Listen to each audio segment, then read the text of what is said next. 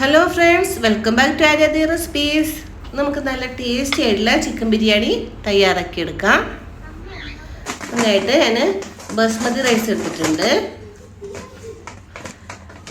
ഞാനൊരു 3 glass basmati rice എടുക്കുകയാണ്.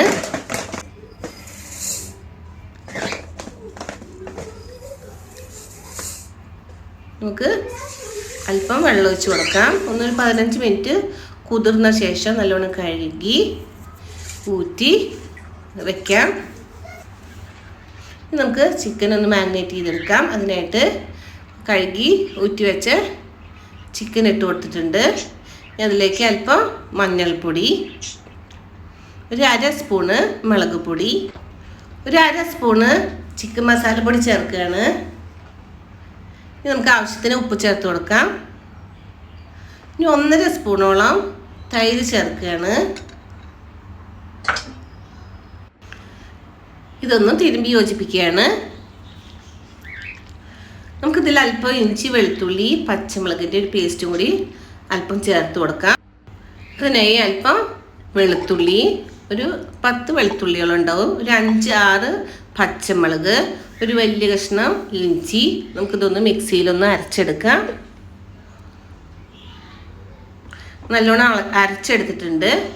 നമുക്കത് ഒരു സ്പൂണോളം നമുക്ക് ഈ ചിക്കൻ മാഗ്നേറ്റ് ചെയ്ത് വെച്ചതിലേക്ക് ചേർത്ത് കൊടുക്കാം. എന്നിട്ട് നല്ലോണം ഒന്ന് തിരുമ്പി യോജിപ്പിക്കാം.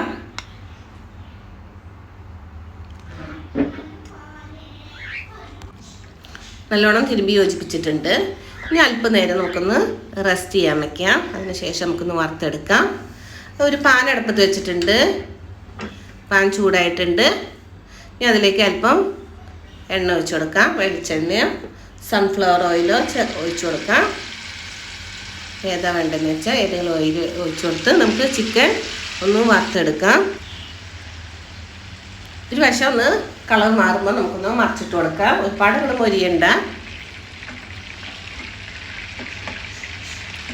ഒരുപാടൊന്ന് റോസ്റ്റ് ചെയ്ത് കിട്ടണ്ട. ഒരു വശം ഒന്ന് ഏകദേശം ഒന്ന് ഫ്രൈ ആക്കി ഇട്ടിട്ടുണ്ട്. അപ്പോൾ നമുക്കൊന്ന് മറിച്ചിട്ട് കൊടുക്കുകയാണ്.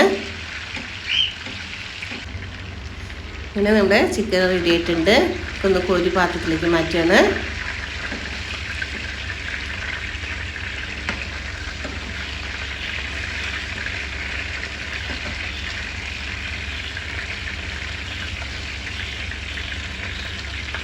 ഈ ബാക്കിയുള്ള ചിക്കനും കൂടി ഞാൻ വറുത്തെടുക്കുന്നുണ്ട്. അങ്ങനെ ആ ചിക്കനും കൂടി ഞാൻ വറുത്തെടുത്തിട്ടുണ്ട്. ഇനി വറുത്ത് കോരി അതേ എണ്ണയിലേക്ക് ഒരു 4 സവോള ചെറുതായി അരിഞ്ഞത് ചേർത്ത് കൊടുക്കുകയാണ്.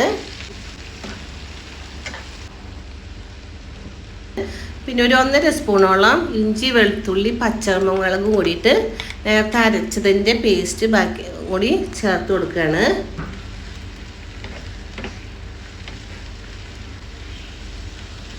സവോളയൊക്കെ ചെറുതായി ഒന്ന് വാടി വന്നിട്ടുണ്ട്. ഇനി നമുക്കതിലേക്ക് പൊടി ചേർത്ത് കൊടുക്കാം. 1 സ്പൂണോളം മല്ലിപ്പൊടി ചേർക്കുകയാണ്. 1 സ്പൂണ് ചിക്കൻ മസാലപ്പൊടി ചേർത്തിട്ടുണ്ട്.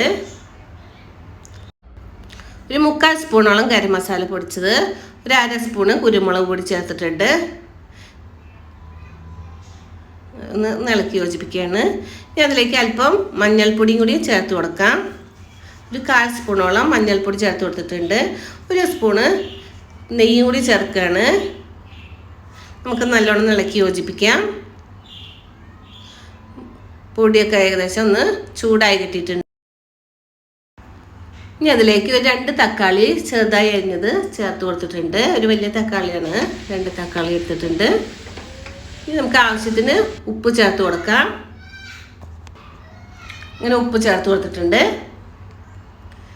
നമുക്ക് നന്നായി ഇളക്കി യോജിപ്പിക്കാം. ഈ തക്കാളിയൊക്കെ ഒന്ന് ചെറുതായി ഒന്ന് വാടി കിട്ടട്ടെ.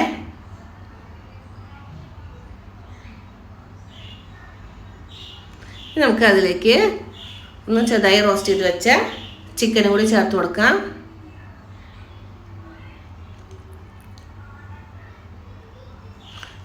നല്ലോണം ഒന്ന് ഇളക്കി യോജിപ്പിക്കുകയാണ്.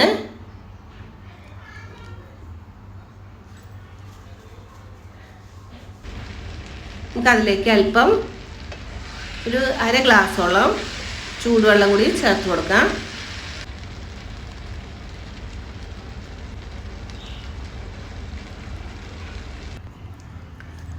അതിലേക്ക് അല്പം മല്ലിയില ചേർത്ത് കൊടുത്തിട്ടുണ്ട്.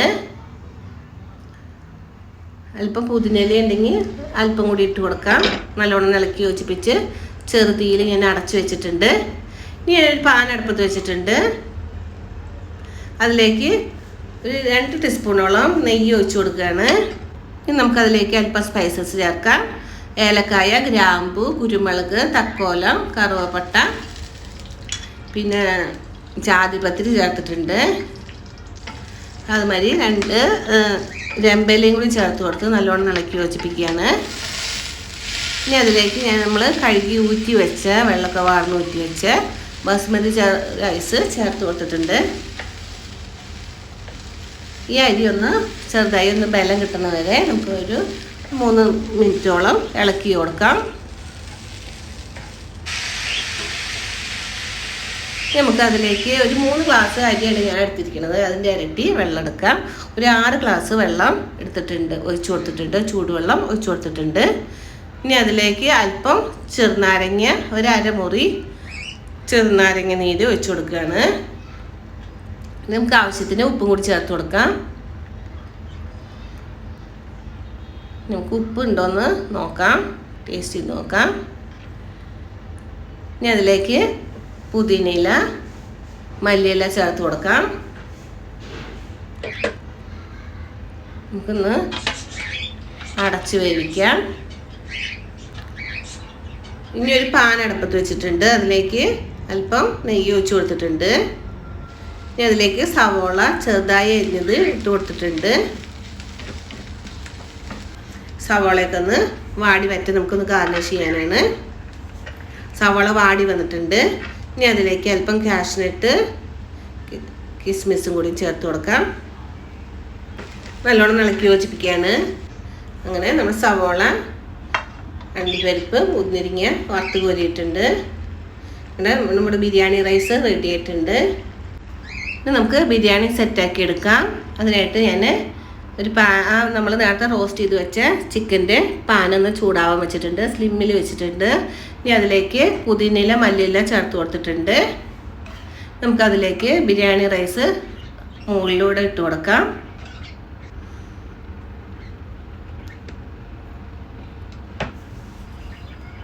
ഇനി അതിലേക്ക് അല്പം പുതിനയില, മല്ലിയില ചേർത്ത് കൊടുക്കുകയാണ്. മുകളിലൂടെ ഇട്ട് കൊടുത്തിട്ടുണ്ട്. ഇനി അല്പം നെയ്യും കൂടി ഒന്ന് തൂവിയിട്ട് കൊടുക്കാം. 1 സ്പൂണോളം നെയ്യ് ഇങ്ങനെ ഒന്ന് തൂവിയിട്ട് കൊടുത്തിട്ടുണ്ട്. നമുക്ക് ഗാർണിഷിനായിട്ട് സവോള ഫ്രൈ ചെയ്തതും നെയ്യിൽ ഫ്രൈ ചെയ്തതാണ്. അതേപോലെ മുന്തിരിങ്ങ, അണ്ടിപ്പരിപ്പ് ഫ്രൈ ചെയ്തതും ഇട്ട് കൊടുക്കുകയാണ്.